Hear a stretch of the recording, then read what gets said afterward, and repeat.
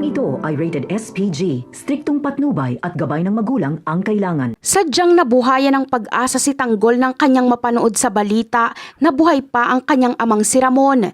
Isinugod ito sa ospital matapos makaligtas sa sunod-sunod na balang pinakawalan ni Rigor. Isang himala ang pagkakaligtas ni Ramon at ito ang nagbigay ng lakas ng loob kay Tanggol upang gumawa ng isang mapangahas na plano. Agad niyang tinipo ng kanyang mga kaibigan para paghandaan ang pagsagip sa kanyang ama mula sa mahigpit na pagbabantay sa ospital. Ngunit bago pa man maisakatuparan ng kanilang plano sa ospital, isang malaking panganib muna ang kanilang haharapin. Lingid sa kaalaman nila Tanggol, sila ay trinaydor na ni Divina. Lihim itong nakipagkasundo kay Roberto upang ituro ang kanilang pinagtataguan. Ang usapan ay upang tuluyang matonton at mapatahimik si Tanggol at ang kanyang buong grupo. Isang patibong na hindi nila inaasahan. Nagkamali ng kalkulasyon si Divina sa pag-aakalang madali lang malulupig ang grupo ni Tanggol.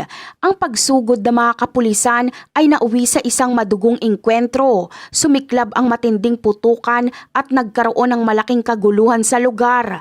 Marami sa mga pulis ang nasawi dahil sa lakas at tapang ng panig ni Tanggol na lumaban para sa kanilang buhay. Sa gitna ng matinding bakbakan, habang nagkakagulo ang lahat, nasukol naman ng mga otoridad ang pamilya Benito. Dito na tuluyang nagwakas at naubos ang kanilang pamilya.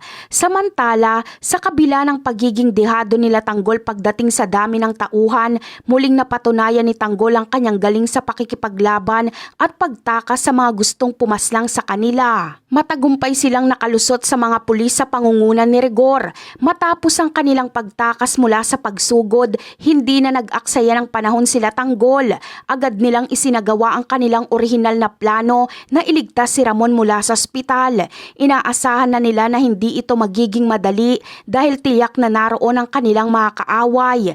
Dito na nila muling makakaharap si Rigor na gagawin ang lahat upang pigilan sila. Gaya ng inaasahan, muling sumiklab ang panibagong putukan sa pagitan ng grupo ni Tanggol at ng mga tauhan ni Rigor sa loob mismo ng ospital. Naging maigting ang labanan at maraming nadamay sa kaguluhan.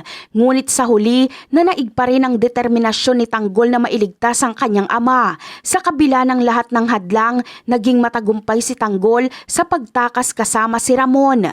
At yan ang aabangan natin. Bye!